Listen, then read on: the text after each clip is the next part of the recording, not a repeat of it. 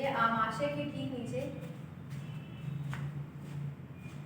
तथा ड्यूडेनम को घेरे हुए होती है। ड्यूडेनम को घेरे हुए होती है। ड्यूडेनम छोटी आंत का भाग है, ठीक है। ड्यूडेनम को घेरे हुए होती है।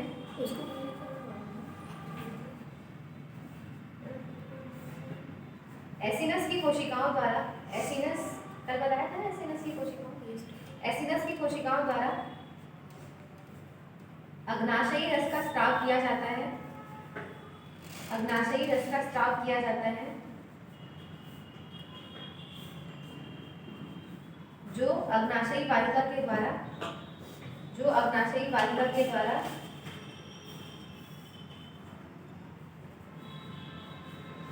ड्यूडेनम में, ड्यूडेनम मतलब ग्रहणी में छोड़ा जाता है। जो अग्नाशयी वाहिका के द्वारा ग्रहणी में छोड़ा जाता है।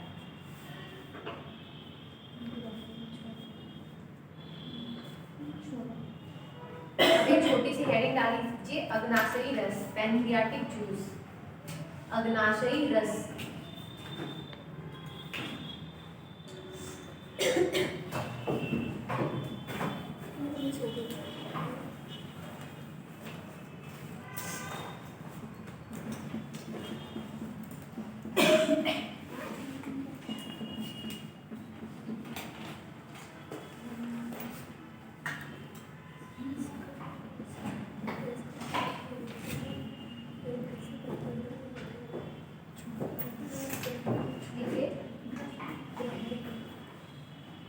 लिख लिया है ना कि अग्नाशय, फिर से लिख लीजिए। अग्नाशय की एसिनस कोशिकाओं द्वारा स्थापित किया जाता है।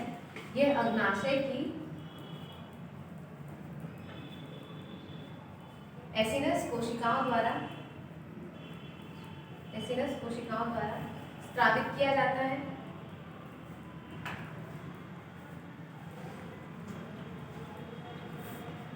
इसमें 98% जल, इसमें 98% जल तथा शेष 2% भाग में 98%, 98% जल तथा शेष 2% भाग में लवण एवं एंजाइम होते हैं।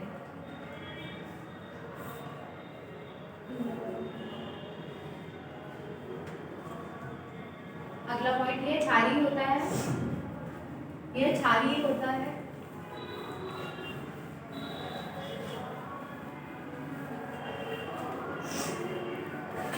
पीएच मान, इसका पीएच मान 8.4 है।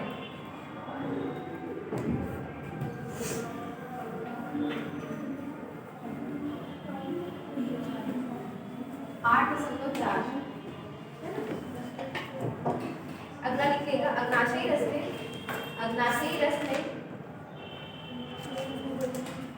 तीनों मुख्य प्रकार के, अग्नाशयी रस में तीनों मुख्य प्रकार के भोज्य पदार्थों को पचाने वाले एंजाइम होते हैं, पचाने वाले एंजाइम होते हैं। इस कारण इसे पूर्ण पाचक रस कहते हैं। इस कारण इसे पूर्ण पाचक रस कहते हैं। पूर्ण पाचक रस को अंडरलाइन कर लीजिए।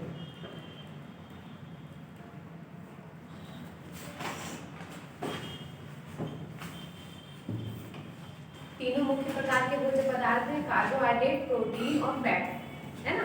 तो तीनों को पचाने वाले एंजाइम इसमें पाए जाते हैं, इसलिए इसे पूर्ण पाचक रस कहते हैं। ऑब्जेक्टिव पूछेगा कि पूर्ण पाचक रस किसे कहते हैं, या मेंस में 3 मार्कर आ गया, सिर्फ पूर्ण पाचक रस लिखते हैं तो अग्नाशयी रस को बता देंगे, ठीक है। अब अगला लिखिएगा अग्नाशयी रस के प्रमुख एंजाइम।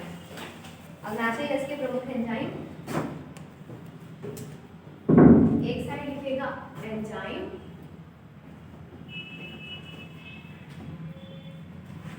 तीन पार्ट बनाने हैं। दूसरा पदार्थ जिस पर क्रिया करते हैं,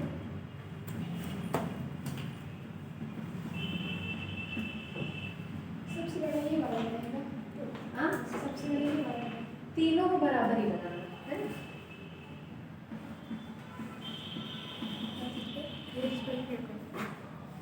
अगला है क्रिया से बने उत्पाद।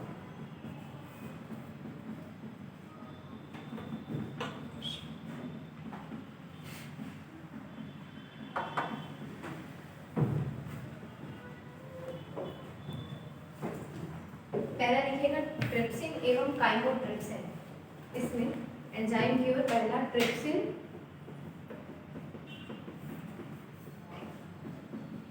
एवं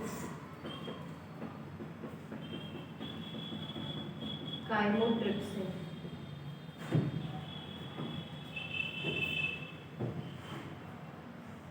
पदार्थ जिस पर क्रिया करते हैं की तरफ प्रोटीन और क्रिया से बने उत्पाद की तरफ लिखना है पॉलीपेप्टाइड, पॉलीपेप्टाइड व अमीनो अम्ल, पॉलीपेप्टाइड व अमीनो अम्ल।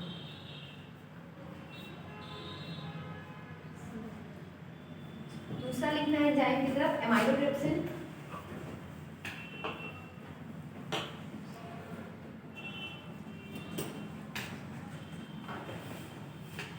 एमाइलोट्रिप्सिन।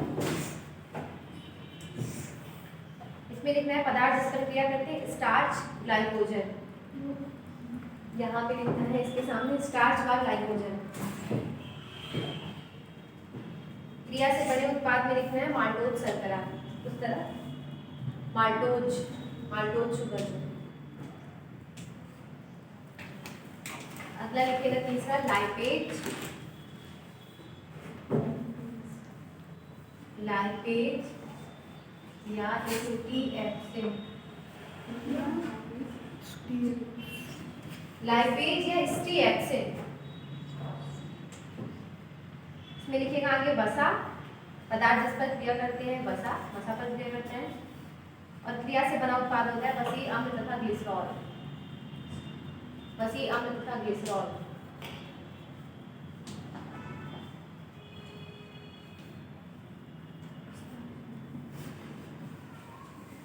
एक और लिख लीजिए न्यूक्लियेजेज,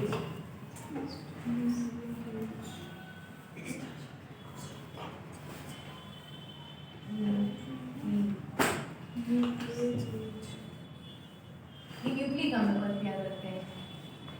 न्यूक्लियेजेज लिख लीजिएगा, न्यूक्लिक अम्ल सामने छोड़ दीजिएगा। यहाँ पदार्थ जिस पर क्रिया करते हैं न्यूक्लिक अम्ल। इसमें पहला देखिएगा जो ट्रिप्सिन एवं काइमोट्रिप्सिन है, ये प्रोटीन पर क्रिया करता है। पता है ना कि 3 मुख्य जो भोज्य पदार्थ होते हैं उनमें पाए जाते, उनको पचाने वाले एंजाइम पाए जाते हैं, इसलिए से पूर्ण पाचन कर सकते हैं। ठीक है, जैसे दूध को संपूर्ण भोजन कहते हैं, पहले कहते थे दूध को संपूर्ण भोजन, है ना, उसमें सब कुछ पाया जाता था। अब जब रिसर्च की गई तो दूध में आयरन नहीं पाया जाता है। ठीक है, तो इसलिए अब उसको पूर्ण संतुलित भोजन नहीं कहते हैं पूर्ण भोजन। वैसे ही इसमें 3 को पचाने वाले एंजाइम पाए थे, पहला प्रोटीन को पचा रहा है, दूसरा जो है वसा को पचा रहा है, सॉरी कार्बोहाइड्रेट को पचा रहा है, इसमें स्टार्च और ग्लाइकोजन है, और तीसरा जो है वसा को पचा रहा है।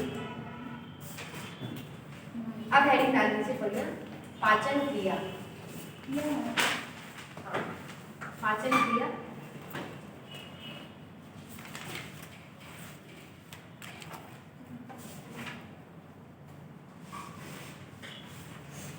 एक बार मैं फिर से समझा देती हूँ, कई बार समझा देती हूँ।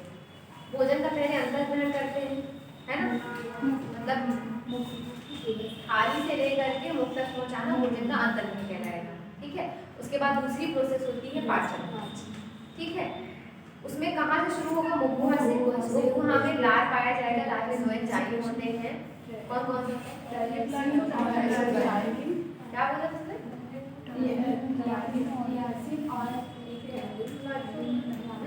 शुद्ध उच्चारण करो, टाइलिन और लाइसोजाइम। ठीक है, तो टाइलिन जो है वो स्टार्च का पाचन करता है, लाइसोजाइम जो बैक्टीरिया को नष्ट करता है। ठीक है, उसके बाद भोजन का आमाशय में संवहन होगा, आमाशय में संवहन होगा ग्रास नली के द्वारा। ठीक है, ग्रास नली में क्रमानुक्रम गति होगी, मुखगुहा में लार मिश्रित हुई, लार के एंजाइम जो भी है क्रिया करे, उसके बाद भोजन जो है वो ग्रास नली के थ्रू आमाशय में जाएगा। ठीक है, ग्रास नली में कोई भी पाचन की गतिविधि नहीं होगी। आमाशय में 3 एंजाइम पाए जाते हैं, पेप्सिन, रेनिन और लाइपेज, है ना। HCl भी पाया जाता है और म्यूसिन भी पाया जाता है। हाइड्रोक्लोरिक अम्ल जो है वो उसके माध्यम को अम्लीय बनाता है, घोर अम्लीय बनाता है, वहाँ पे भोजन का पाचन शुरू हो जाता है, मुख्य रूप से आमाशय में शुरू हो जाता है। उसके बाद भोजन जो है छोटी आंत में जाता है, छोटी आंत में ही पित्त रस और अग्नाशयी रस आकर मिल जाते हैं, और छोटी आंत में बहुत सारे एंजाइम पाए जाते हैं, जब जहाँ पे पाचन की क्रिया संपूर्ण हो जाती है। उसके बाद भोजन जाता है बड़ी आंत में। बड़ी आंत में जल का अवशोषण होता है और अनपचा हुआ भोजन जो है गुदा के द्वारा बाहर त्याग हो जाता है। ठीक, भोजन को ग्रहण करना अंतर्ग्रहण कहलाएगा, भोजन को बाहर निकालना क्या कहलाएगा, बहिष्करण, इजेशन। ठीक है, इंजेशन और इजेशन, बीच में पाचन, स्वांगीकरण, अवशोषण, 5 स्टेप में होगा। ठीक है, अब जो लिख दीजिए इसमें, मनुष्य में भोजन का पाचन, मनुष्य में भोजन का पाचन मुख से ही प्रारंभ हो जाता है, मुख से ही प्रारंभ हो जाता है और यह छोटी आंत तक जारी रहता है, और यह छोटी आंत तक जारी रहता है। पहली सब हेडिंग डालिएगा, मुख गुहा में पाचन, मुख गुहा में पाचन,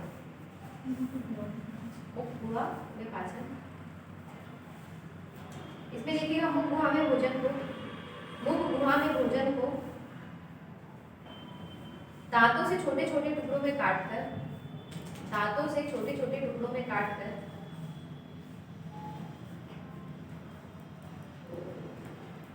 जीभ के द्वारा उलट पुलट कर, जीभ के द्वारा उलट पुलट करके लार मिश्रित किया जाता है,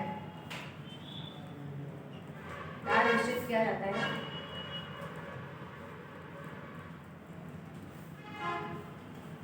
जिससे यह लसदार तथा गोलक के रूप में बन जाता है, जिससे यह लसदार तथा गोलक के रूप में बन जाता है। लसदार तथा गोलक, गोलक के रूप में बन जाता है, जिसे बोलस कहते हैं। हिंदी में भी यही होगा, बोलस।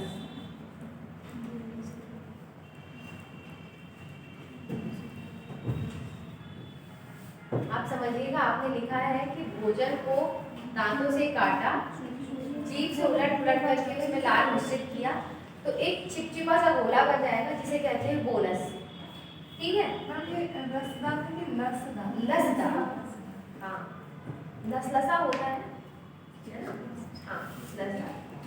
इसी में छोटी सी हेडिंग डालिएगा, इसी में मुख गुहा में पाचन की लार द्वारा पाचन, लार द्वारा पाचन, इसी में डैश करके लिखिए, मुख गुहा में 3 जोड़ी लाल ग्रंथियों द्वारा, मुख गुहा में 3 जोड़ी लाल ग्रंथियों द्वारा, लाल ग्रंथियों द्वारा लार स्रावित किया जाता है।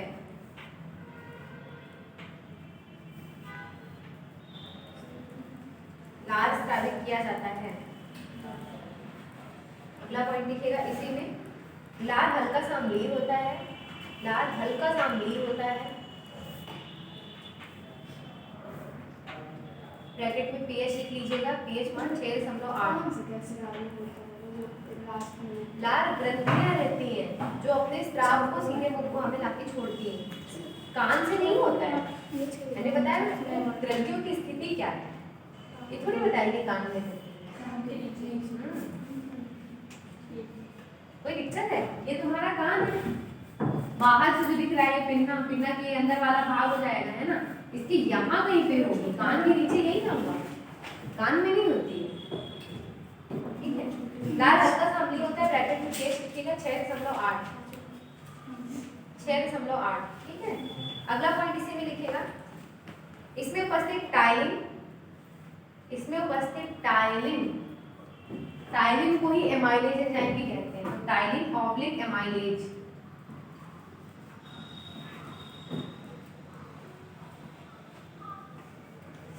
एमाइलेज एंजाइम स्टार्च को माल्टोज शर्करा में परिवर्तित कर देता है, स्टार्च को माल्टोज शर्करा में परिवर्तित कर देता है।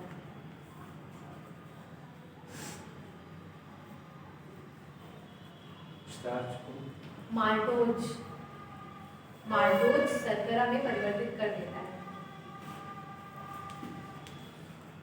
अगला लिखिएगा लाइसोजाइम एंजाइम, लाइसोजाइम एंजाइम,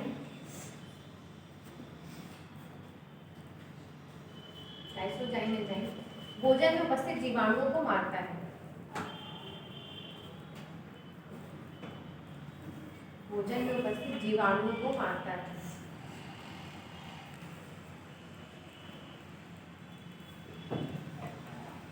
अब जो पीएच मान लिखा है 6 का समूह 8 उसको अंडरलाइन करिए, टाइलिन या एमाइलेज एंजाइम को अंडरलाइन करिए और लाइसोजाइम को अंडरलाइन करिए। किसका क्या कार्य है ये भी याद रखना है, ठीक है। टाइलिन किसका पाचन कर रहा है, लाइसोजाइम क्या कर रहा है। अब अगली हेडिंग डालिए, मुख गुहा से भोजन का आमाशय में संवहन। मुख गुहा से बक्कल कैविटी से भोजन का आमाशय में संवहन।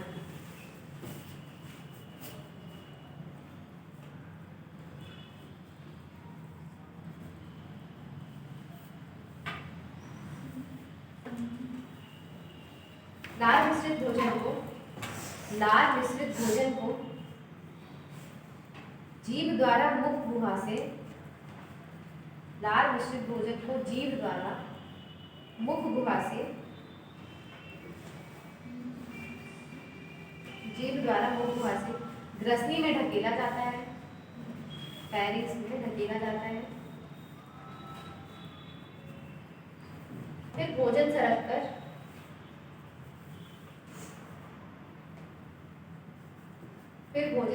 ग्रसनी से ग्रास नली में चला जाता है। फिर भोजन सरककर ग्रसनी से ग्रास नली में चला जाता है।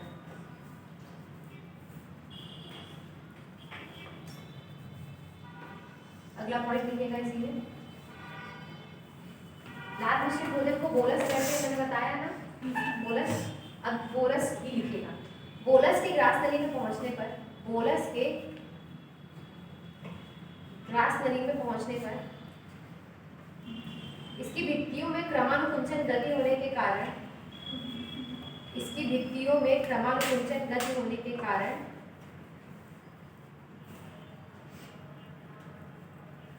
भोजन धीरे धीरे सरकता हुआ, भोजन धीरे धीरे सरकता हुआ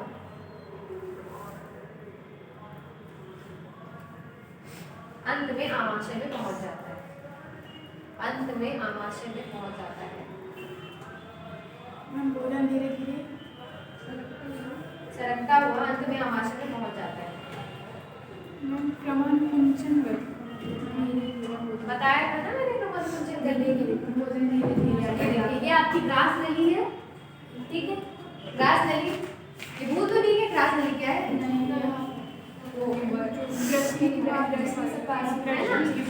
ये ग्रसनी को समझिए, ये ऐसे दबी फिर ऐसे हुई,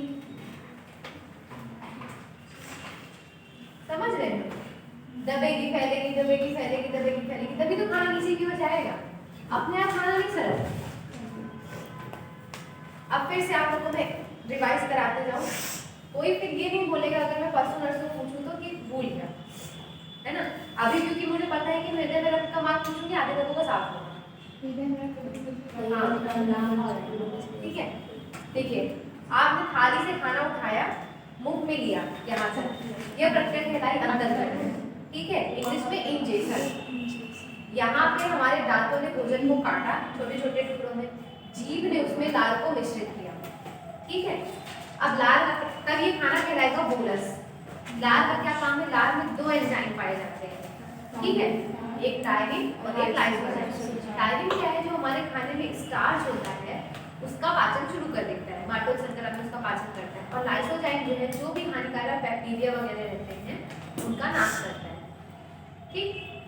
ये याद रखना है कि लार में कौन से एंजाइम पाए जाते हैं, टायरिन और लाइसोजाइम, ठीक। उसके बाद भोजन क्या है, जीभ धक्का देगी तो वो ग्रसनी में जाएगा भोजन, ठीक है, गटकना ये कहलाएगा। हमारी जीभ काट दी जाए तो भोजन को क्या गटक सकते हैं, नहीं गटक सकते। ग्रसनी में जाएगा, ग्रसनी से ग्रास नली में जाएगा, ग्रास नली में क्रमानुकुंचन गतियां होंगी जिससे खाना आमाशय में पहुंचेगा। आमाशय मतलब जिसे पेट कहते हैं कि मेरा पेट भर गया, पेट को इंग्लिश में स्टमक कहते हैं ना, और उसकी असल हिंदी जो है वो आमाशय है, ठीक है। अब आमाशय में जो गतिविधियां होंगी वो फिर से देख रहे हैं, देखिए अब हेडिंग आई आमाशय में पाचन। आमाशय में पाचन,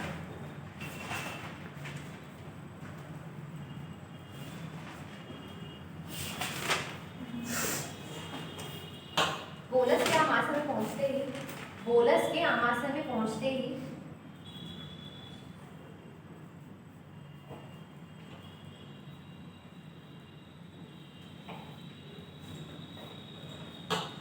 जठर रस स्रावित होने लगता है, जठर रस स्रावित होने लगता है। अगला पॉइंट, आमाशय में पहुंचा भोजन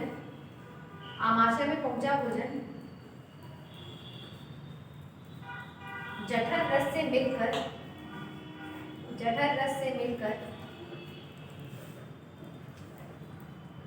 अर्धतरल लुगदी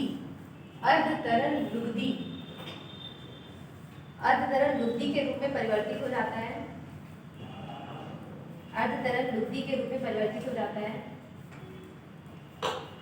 जिसे काइम कहते हैं। काइम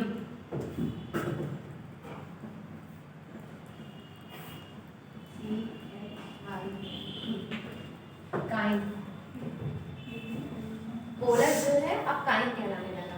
ठीक है, जब उसमें जठर रस मिश्रित हो गया तो वो काइम का रूप ले लिया। अब छोटी सी हेडिंग डाली इसी में, जठर रस, गैस्ट्रिक जूस,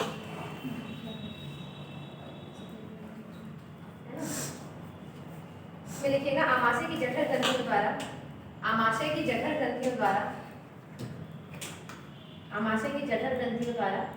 जठर रस का स्राव किया जाता है। आमाशय की जठर ग्रंथियों द्वारा जठर रस का स्राव किया जाता है। आमाशय की जठर ग्रंथियों द्वारा जठर रस, गैस्ट्रिक जूस का स्राव किया जाता है। अगला पॉइंट, जठर रस में लगभग 90% जल, जठर रस में लगभग 90% जल, 5% हाइड्रोक्लोरिक अम्ल, 5% हाइड्रोक्लोरिक अम्ल, पेप्सिन, रेनिन, जठर लाइपेज तथा म्यूसिन पाया जाता है। अब एक और छोटी सी हेडिंग डालिए, हाइड्रोक्लोरिक अम्ल। ये पूछा जा चुका है, मेरे ख्याल से 15 या 16 में पूछा गया था कि हाइड्रोक्लोरिक अम्ल के क्या कार्य हैं, है ना। आमाशय में हाइड्रोक्लोरिक अम्ल के क्या कार्य हैं, तो वही चीजें लिखनी है, पॉइंट करके लिखते जाइएगा। पहला, भोजन को अम्लीय बनाता है। दूसरा, भोजन में उपस्थित हानिकारक कीटाणुओं को नष्ट करता है।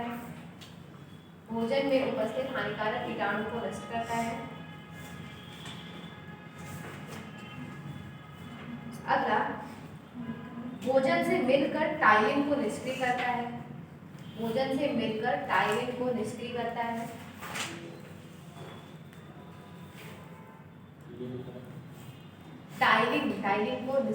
है। अभी जो लाल से एंजाइम निकला था ना टाइलिन, है ना, उसकी अब क्रियाविधि को खत्म करना पड़ेगा। ठीक है, अब आगे स्टार्च का पाचन टाइलिन नहीं करेगा, अब एंजाइम निकलेंगे आमाशय से। ठीक, अगला लिखिएगा, निष्क्रिय पेप्सिनोजन को निष्क्रिय करता है। निष्क्रिय पेप्सिनोजन को सक्रिय पेप्सिन में बदलता है।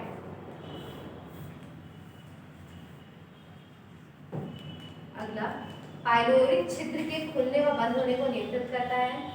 पाइलोरिक छिद्र, मैंने आमाशय के 3 भाग बताए थे, कार्डियक, फंडिक, पाइलोरिक। पाइलोरिक छिद्र के खुलने व बंद होने को नियंत्रित करता है।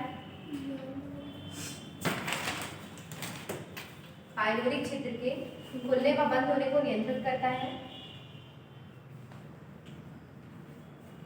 अगला, भोजन को आमाशय में सड़ने नहीं देता।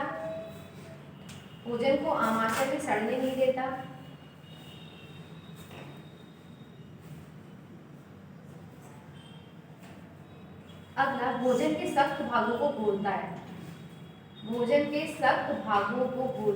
सख्त मतलब कठोर, सख्त भागों को घोलता है।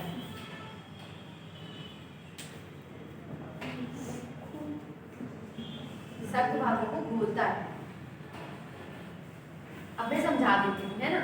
हाइड्रोक्लोरिक अम्ल के क्या कार्य? पहला, हमारा भोजन हल्का सा अम्लीय था, लाल का पेज था 6.8, हल्का सा अम्लीय था, तो उसको गंभीर मात्रा में अम्लीय बनाता है ना, 2 2.5 के लगभग उसका pH आता है, ठीक है। फिर से वही काम करेगा, भोजन के साथ आए जीवाणु को मारेगा, ठीक है। पेप्सिन जो एंजाइम है जो आमाशय द्वारा स्रावित होता है वो निष्क्रिय अवस्था में रहता है, पेप्सिनोजन कहलाता है, वो निष्क्रिय अवस्था में रहता है, उसको सक्रिय पेप्सिन में बदलता है, ठीक है। कोई दिक्कत नहीं तीनों को समझने में। उसके बाद अगला है पाइलोरिक छिद्र। पाइलोरिक छिद्र का मैंने बताया था,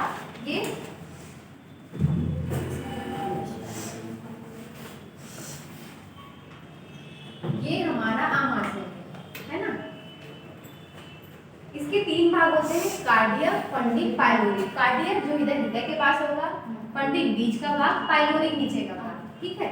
तो एक पाइलोरिक छिद्र भी पाया जाता है जो छोटी आंत, आमाशय से भोजन को छोटी आंत में जाने देता है, लेकिन छोटी आंत से रिवर्स नहीं आने देता है आमाशय में, है ना। एक बार में खाना पहुंच गया छोटी आंत में, छोटी आंत में ही रहेगा, ठीक। यही है कि हाँ, ऊपर से नीचे की ओर जाएगा, फिर वापस आमाशय में नहीं जाएगा, वही हो गया, ठीक है। तो वही पाइलोरिक, एक ऑब्जेक्टिव ऐसा बन सकता है ना कि पाइलोरिक छिद्र के खुलने और बंद होने को नियंत्रित कौन करता है। 4 केमिकल के नाम दीजिए, उसमें से सही होगा HCl। ये भी पूछता है कि निष्क्रिय पेप्सिनोजन को सक्रिय पेप्सिन में कौन बदलता है, ठीक है।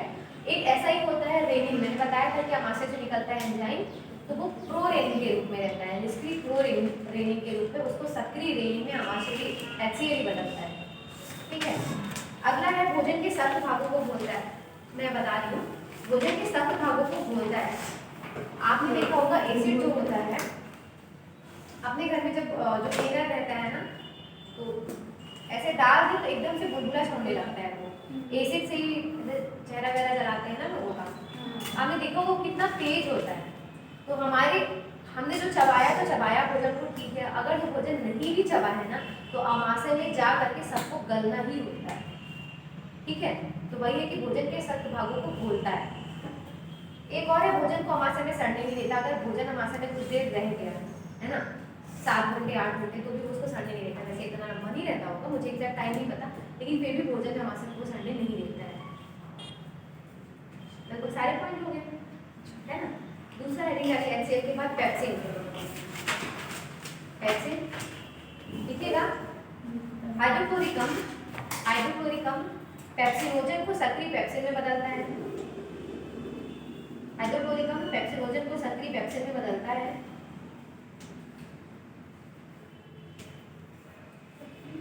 पेप्सिन में बदलता है। अगला पॉइंट, पेप्सिन प्रोटीन अणुओं को, पेप्सिन प्रोटीन अणुओं को, पेप्सिन प्रोटीन अणुओं को प्रोटियोसेज, प्रोटियोसेज व पेप्टोन्स में बदल देता है।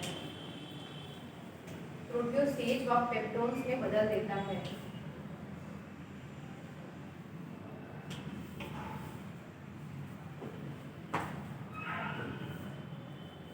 इसमें 2 ही पॉइंट लिखे। पहले भी मैंने बताया कि हाइड्रोक्लोरिक अम्ल है वो पेप्सिनोजन को पेप्सिन में बदलता है। पेप्सिनोजन क्या है? पेप्सिन एंजाइम भी है, लेकिन वो निष्क्रिय अवस्था में जब होता है तो वो पेप्सिनोजन कहलाता है। हाइड्रोक्लोरिक अम्ल उसको सक्रिय पेप्सिन में बदल देता है। और यहाँ पेप्सिन का कार्य बताता है कि पेप्सिन जो है वो प्रोटीन जो होता है, प्रोटीन के अणुओं को पेप्टोन्स में तोड़ता है, मतलब प्रोटीन की जो छोटी इकाइयाँ होंगी उनमें तोड़ने का काम करता है, ठीक। अगली हेडिंग डालिए रेनिन, तीसरी रेनिन। रेनिन इसमें लिखिएगा पहला पॉइंट, हाइड्रोक्लोरिकम, हाइड्रोक्लोरिकम प्रोरेनिन को, प्रोरेनिन को, प्रोरेनिन को सक्रिय रेनिन में बदलता है, सक्रिय रेनिन में बदलता है।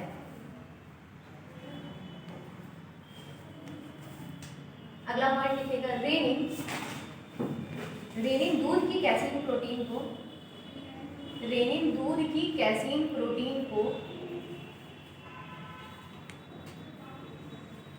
दूध की कैसीन प्रोटीन को पैराकैसीन, पैराकैसीन, पैराकैसीन व कैल्शियम पैराकैसीनेट में बदल देता है, व कैल्शियम पैराकैसीनेट में बदल देता है।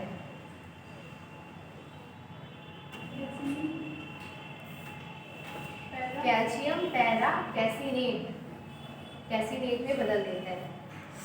मैम इसका फार्मूला भी फॉर्मूला नहीं, मतलब फॉर्मूला जरूरी नहीं है इसलिए नहीं पता है, मैंने लिखा भी नहीं है, ठीक है। तो जैसे हमने पेप्सिन का कार्य बताया कि प्रोटीन अणु को तोड़ता है, वैसे ही रेनिन का क्या कार्य है, दूध की प्रोटीन होती है कैसीन, कैसीन को वो तोड़ने का काम करता है। कुल मिला के आप समझ लीजिए, और उसकी जो छोटी इकाइयां हैं वो कहलाती हैं कैल्शियम पैरा कैसिनेट और पैरा कैसिनेट, ठीक। अगली हेडिंग डालिए चौथी, जठर लाइपेज।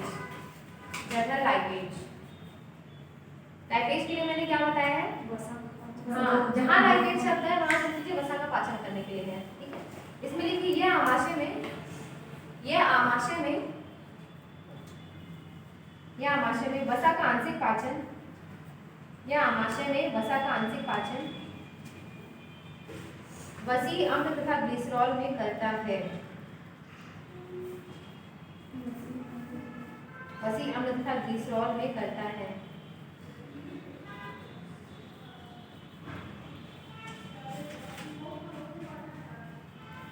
एक और हेडिंग डालिएगा जठर ल्यूसीन।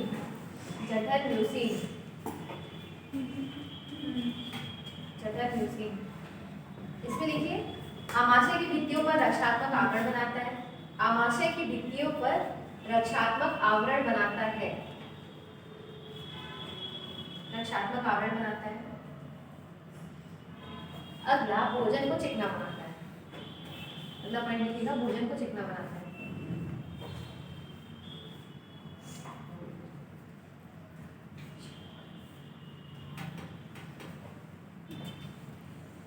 तो ल्यूसीन का क्या कार्य बताया, अगर सोचिए हमारे शरीर में हाइड्रोक्लोरिक अम्ल जैसी चीज है तो हमारा आमाशय गलता क्यों नहीं है। अगर बाहर से कोई हमारे ऊपर हाइड्रोक्लोरिक अम्ल फेंक देगा ना तो हमारे शरीर की सड़ जाएगी, गल जाएगी, हम भोले पड़ेंगे। तो हमारा आमाशय क्यों नहीं सड़ता गलता है, उसमें म्यूसिन की एक परत रहती है। म्यूसिन एक चिपचिपा पदार्थ आप समझ लीजिए, उसकी पूरी एक परत रहती है जिस पर हाइड्रोक्लोरिक अम्ल की क्रिया नहीं कर पाता है, ठीक है। यही रक्षात्मक आवरण बना रहा है, ये परत क्या कहलाएगी, म्यूसिन, ठीक है।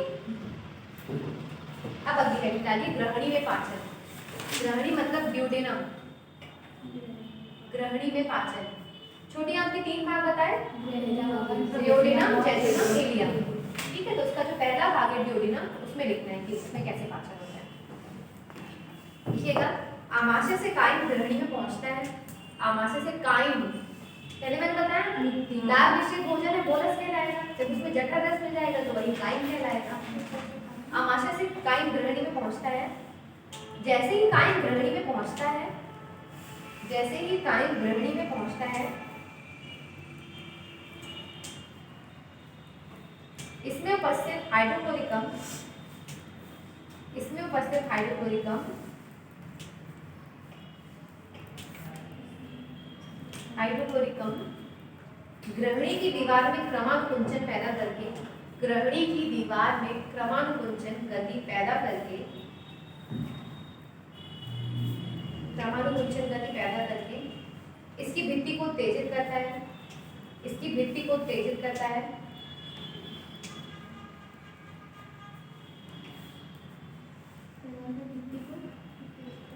इसकी भित्ति को उत्तेजित करता है, जिसके फलस्वरूप ग्रहणी से निम्न हार्मोन स्रावित होने लगते हैं। फलस्वरूप ग्रहणी से निम्न हार्मोन स्रावित होने लगते हैं।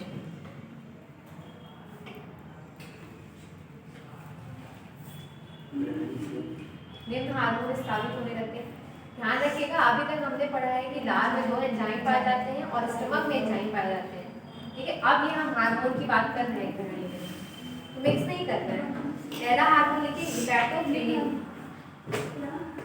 मैं लिख देती हूँ हिपैटोक्रिनिन।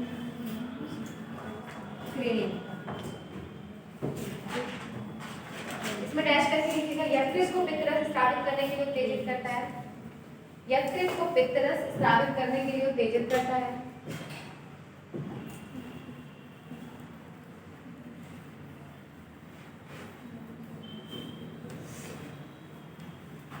यकृत को पित्त रस स्रावित करने के लिए उत्तेजित करता है। दूसरा सेक्रेटिन,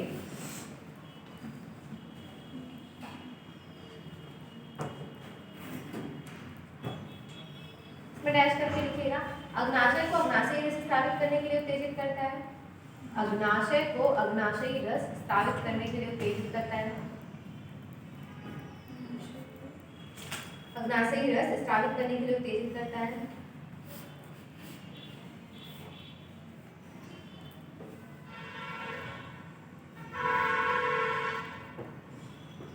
तीसरा लिखना है कॉलीसिस्टोकाइनिन। कॉलीसिस्टोकाइनिन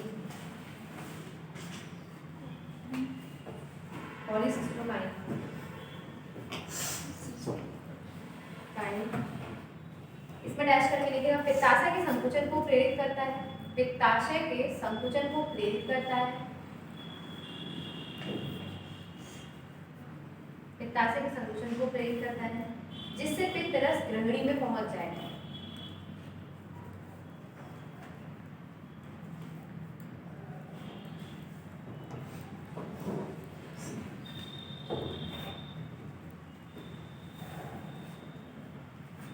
अगला है एंटेरोगेस्ट्रॉन।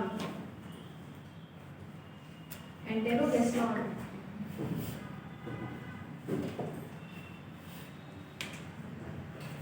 पहले एंटेरोकाइनिन लिख लीजिए, है ना, गेस्ट्रॉन मत लिखिएगा, एंटेरोकाइनिन लिख लीजिए, फिर गेस्ट्रॉन लिखिए। एंटेरोकाइनिन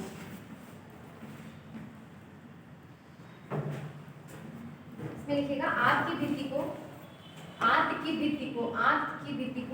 आंतरी रस स्रावित करने के लिए उत्तेजित करता है। आंत की भित्ति को आंतरी रस स्रावित करने के लिए उत्तेजित करता है।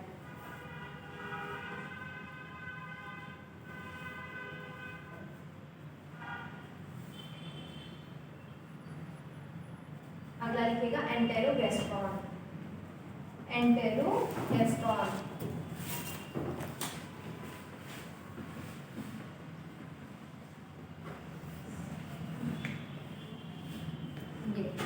एंटेरोगेस्ट्रॉन इसमें लिखिएगा आमाशय में पहुंचकर जठर ग्रंथियों के स्राव को रोकता है। जठर ग्रंथियों के स्राव को रोकता है।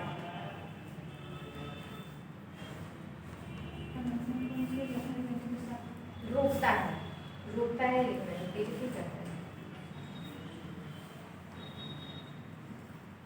अब इसको समझिएगा, फिर से मैं रिपीट करवाती हूँ ताकि भूले ना, है ना। थाली से भोजन लिया मुख में या अंतर ग्रहण कहलाया, ठीक है। उसके बाद मुख में दांतों ने चबाया, जीभ में उलट पलट के लार को मिलाया। लार में दो एंजाइम होते हैं, टाइलिन और लाइसोजाइम। टाइलिन ने स्टार्च का पाचन माल्टोज शर्करा में कर दिया और लाइसोजाइम ने भोजन के साथ जो हानिकारक पदार्थ आए उनको नष्ट किया, ठीक है। उसके बाद हमारा भोजन पहुंचता है जीभ धक्का मारती तो ग्रसनी में पहुंचता है, ग्रसनी से ग्रास नली में पहुंचता है, ग्रास नली में होती है क्रमानुकुंचन ग्रंथियां जिससे आमाशय में पहुंचता है, ठीक है। आमाशय में 5 चीजें मोटा मोटी पाई जाती हैं, पेप्सिन, रेनिन, जठर लाइपेज, म्यूसिन और हाइड्रोक्लोरिक अम्ल। सबके कार्य मैंने अलग अलग बता दिए, ठीक है। पेप्सिन क्या करता है, प्रोटीन का पाचन करता है। रेनिन क्या है, दूध की प्रोटीन एसिड का पाचन करता है। जठर लाइपेज जो है वो वसा का पाचन करता है, आंशिक पाचन करता है। म्यूसिन जो है रक्षात्मक आवरण बनाता है और हाइड्रोक्लोरिक अम्ल के तो बहुत सारे कार्य होता है, ठीक है। पहला तो यही काम है कि पेप्सिन और रेनिन को सक्रिय अवस्था में लाता है, कीटाणु को मारता है, ये सारी चीजें, ठीक है। उसके बाद जो है अब हम छोटी आंत में आते हैं, ठीक। छोटी आंत का पहला भाग होता है ग्रहणी, ड्यूडेनम। हम वहां देखते हैं कि वहां पाचन की कौन सी क्रियाविधि होती है। तो क्या हमने देखा कि पहले जो है इतने सारे हार्मोन्स निकल रहे हैं, ठीक है। पहला हार्मोन अगर अपन समझिए तो एंटेरोगेस्ट्रॉन को अगर समझिए, एंटेरोगेस्ट्रॉन को, तो जो आमाशय में जठर ग्रंथियों का स्राव हो रहा है ना, अभी तक जो जठर आमाशय में कौन पाचन की क्रियाविधि कर रहा है, जठर ग्रंथियां, जठर रस स्रावित कर रही है, तो उनके स्राव को पहले तो ये रोकेगा एंटेरोगेस्ट्रॉन, ठीक है। गैस्ट्रॉन को गैस्ट्रिक से समझिएगा, ठीक है। गैस्ट्रिक जूस जो है आमाशय स्रावित करता है, तो गैस्ट्रॉन आमाशय से ही संबंधित होगा, ठीक। छोटी आंत में एक हार्मोन निकल रहा है एंटेरोगेस्ट्रॉन जो जठर रस को नियंत्रित कर रहा है, उसको रोक रहा है, उसके स्राव। कोई दिक्कत? अगला है हिपैटोकाइनिन। अब छोटी आंत में ही आपको बताया था मैंने पहले कि पित्त रस और अग्नाशयी रस आके मिलते हैं, ठीक है। तो हिपैटोकाइनिन जो है वो पित्त रस को स्रावित करने के लिए उत्तेजित करता है। सेक्रेटिन जो है अग्नाशय को अग्नाशयी रस स्रावित करने के लिए उत्तेजित करता है। कॉलिसिस्टोकाइनिन जो है वो पित्ताशय को संकुचित करता है ना। हमारा जो पित्त रस है वो कहाँ स्टोर होता है? पित्ताशय में। उसको संकुचित करता है ताकि उसका स्राव जो छोटी आंत में आके मिले, ठीक। एक और बताया एंटेरोकाइनिन, वो जो आंतरिक रस है उसको स्रावित करने को उत्तेजित करता है, ठीक। ये सारे हार्मोन हैं। अगला एक नोट में लिख लीजिएगा, भोजन की ग्रहणी में पहुंचने पर पित्त रस तथा अग्नाशयी रस के द्वारा भोजन की ग्रहणी में पहुंचने पर पित्त रस तथा अग्नाशयी रस के द्वारा अधिकतम पाचन हो जाता है।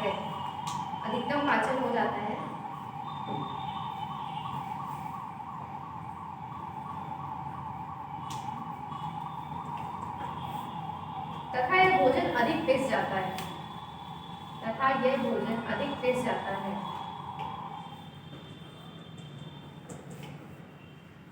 इस अवस्था में भोजन को काइल कहते हैं।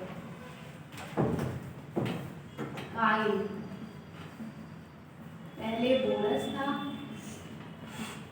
बोलस से काइन बना आंखें में जाके, अब छोटी आंख में जाकर के काइल हो गया है।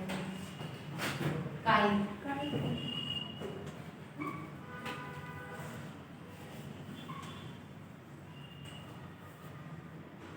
अब अंतिम बचा है इलियम में भोजन का पाचन। ड्यूडेनम, इलियम, जेजुनम, 3 भाग बताए थे। जेजुनम में कोई विशेष कार्य होता नहीं है, तो इलियम में पाचन। हेडिंग डालें, इलियम में पाचन लिखिएगा। इलियम के म्यूकोसा स्तर में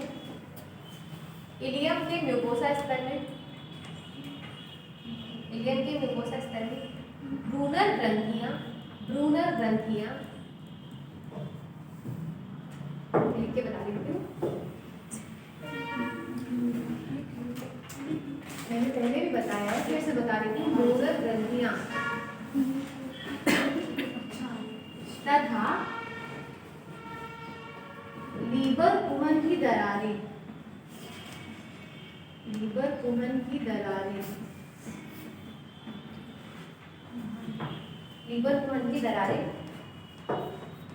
होती हैं। लीवर कुहन की दरारें होती हैं। मैं बताती हूँ, है ना। हमारी छोटी आंत है, उसमें कई स्तर होते हैं।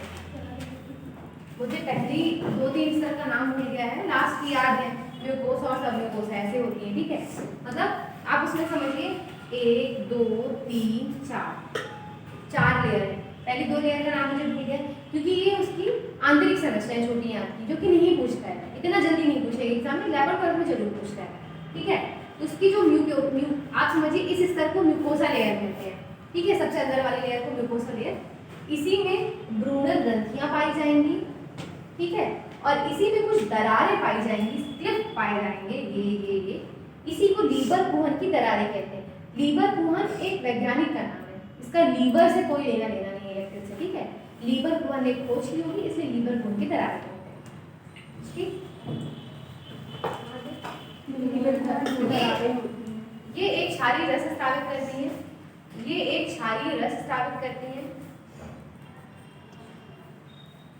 जिसे आंतरीय रस कहते हैं।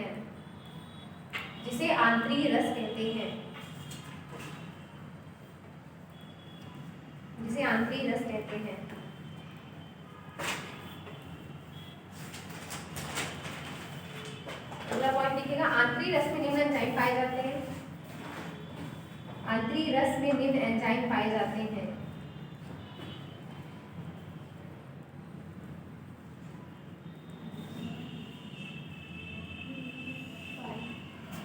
ये जितना बचा है ना, ये 15 मिनट का है लगभग, है ना। तो आज हो नहीं पाएगा, ठीक है। आप लोग कितने बजे आए हैं? 8 बजे। ज़्यादा समय हो गया है, तो 8 बजे आ गए। 8 बजे आए, ठीक है। तो फिर आप लोगों के लिए लंबा हो जाएगा, तो अगर आप 15-20 मिनट रुक लेते तो हो जाता। सब एग्री है? हाँ करवा दो? हाँ तो फिर कर लीजिए। आखिरी रश्मि में एंजाइम पाए जाते हैं, थोड़ा सा जल्दी लिखिए तो 10 मिनट में भी हो जाएगा। पहला लिखिए एंटेरोकाइनेज।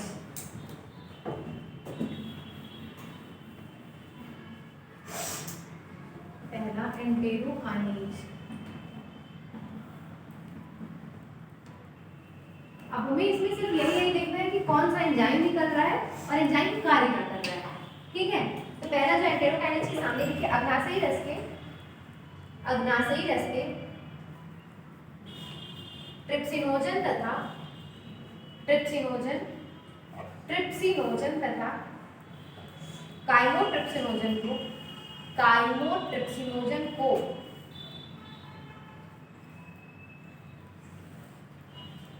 सक्रिय ट्रिप्सिन व काइमोट्रिप्सिन में बदलते हैं, तो सक्रिय ट्रिप्सिन व काइमोट्रिप्सिन में बदलते हैं।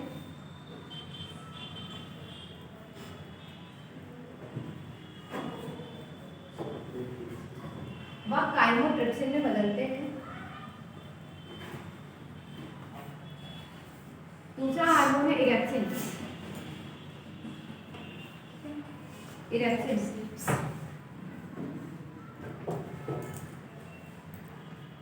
अभी मैंने बताया था जब कि आमाशय में एक एंजाइम निकलता है पेप्सिन, है ना। पेप्सिन जो है प्रोटीन का पाचन पॉलीपेप्टाइड और पेप्टोन में करता है ना। अब उसी का आगे पाचन होगा, पॉलीपेप्टाइड और पेप्टोन का पाचन इरेप्सिन करेगा, ठीक है। पॉलीपेप्टाइड को अमीनो अम्ल में परिवर्तित करता है, पॉलीपेप्टाइड को अमीनो अम्ल में परिवर्तित करता है।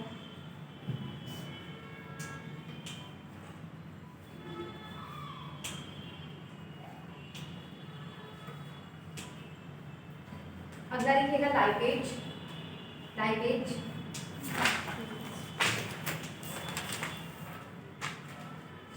शेष वसा को वसी अम्ल व ग्लिसरॉल में अपघटित करता है। शेष वसा को वसी अम्ल तथा ग्लिसरॉल में अपघटित करता है।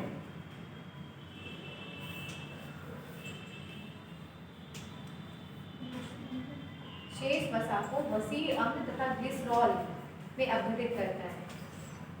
मैंने वसा पढ़ाया था तो बताया था कि वसा जो है वसी अम्ल और ग्लिसरॉल के बने होते हैं, तो उन्हीं में तोड़ेगा फिर उसको, ठीक है। एक और लिख लीजिएगा न्यूक्लियेज बताया था ना, ये लिखा हुआ है न्यूक्लियेज।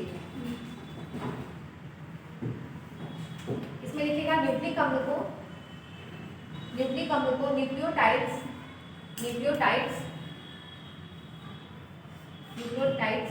कॉमा न्यूक्लियोसाइड्स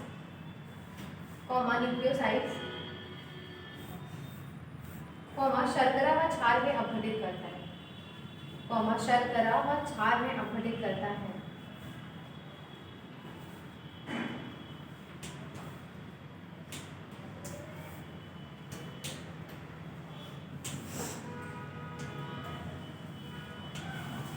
अब देखिएगा हमने 2 गतिविधियां पढ़ ली है ना। जो जंतु संभोगी पोषण होता है उसकी 2 गतिविधियां पढ़ ली है, भोजन का अंतर्ग्रहण, ठीक है, और भोजन का पाचन। तीसरी मैंने बताई थी कि अवशोषण, स्वांगीकरण और बहिष्करण, 3 गतिविधियां बची है ना। तो पहली हेडिंग डालिए, अगली हेडिंग अवशोषण। इसमें लिखिएगा इलियम में पाचन की क्रिया पूर्ण हो जाती है, इलियम में पाचन की क्रिया पूर्ण हो जाती है, इलियम में पाचन की क्रिया पूर्ण हो जाती है।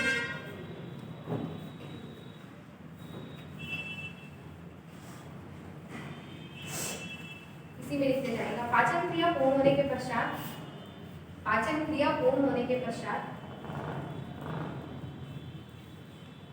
पचे हुए पोषक पदार्थों का अवशोषण,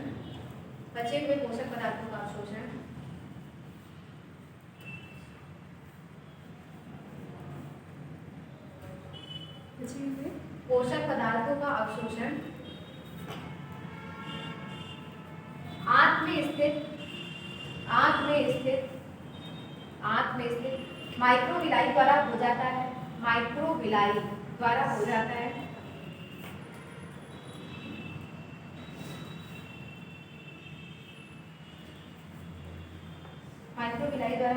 तथा पचे हुए पोषक पदार्थ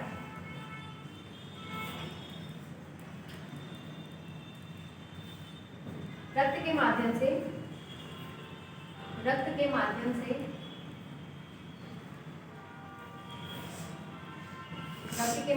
शरीर की प्रत्येक कोशिका तक पहुंच जाते हैं। रक्त के माध्यम से शरीर की प्रत्येक कोशिका तक पहुंच जाते हैं।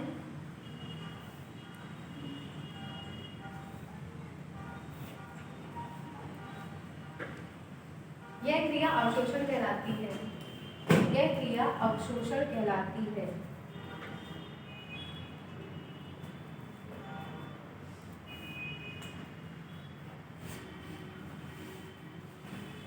इसको समझा देते हैं, ठीक है।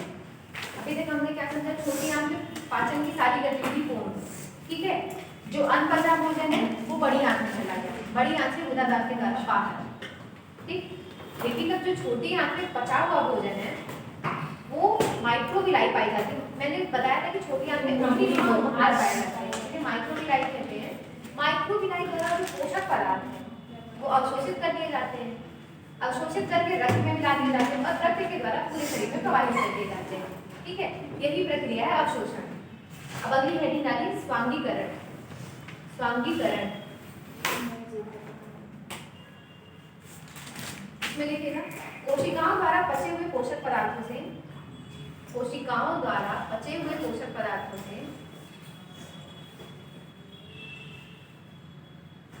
कोशिकाओं द्वारा पचे हुए पोषक पदार्थों से जीव द्रव्य निर्माण, जीव द्रव्य निर्माण आया था ना, तो ये कब आया था जीव द्रव्य निर्माण, कौमा ऊर्जा उत्पादन,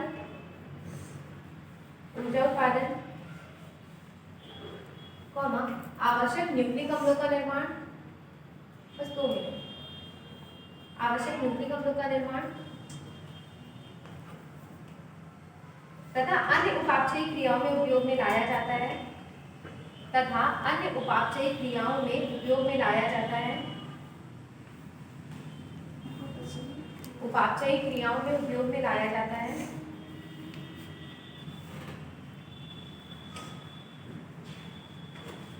यह क्रिया स्वांगीकरण कहलाती है।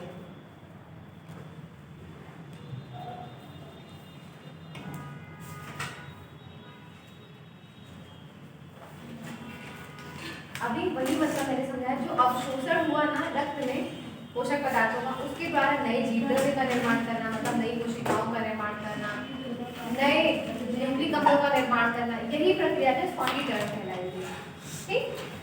अगली बहिष्करण। बस लास्ट हेडिंग है।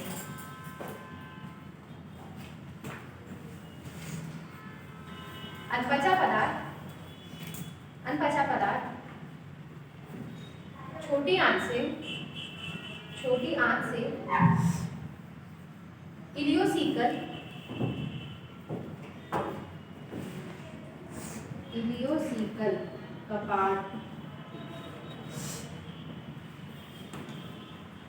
इलियोसिकल कपाट द्वारा बड़ी आंत में पहुंच जाते हैं,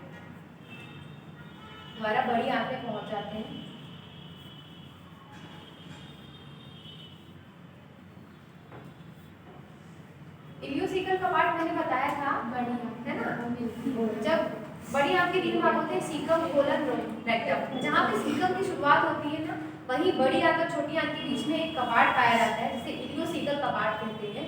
ये क्या करता है, भोजन को छोटी आंत से बड़ी आंत से जाने देता है, लेकिन बड़ी आंत से रिवर्स छोटी आंत से नहीं जाने देता है, ठीक है। इसी में लिखेगा आगे, यहाँ पर कुछ सहजीवी जीवाणु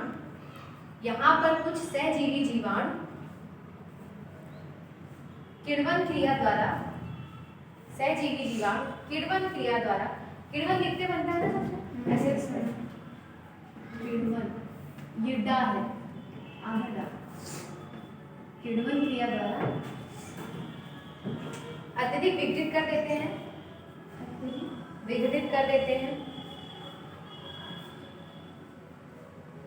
भोजन को अत्यधिक विघटित कर देते हैं।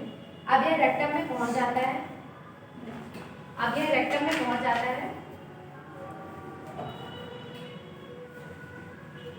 और समय समय पर प्राणियों द्वारा उत्सर्जित किया जाता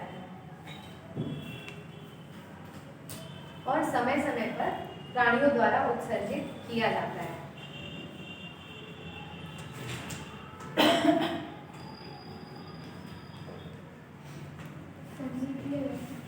हाँ उत्सर्जित किया जाता है।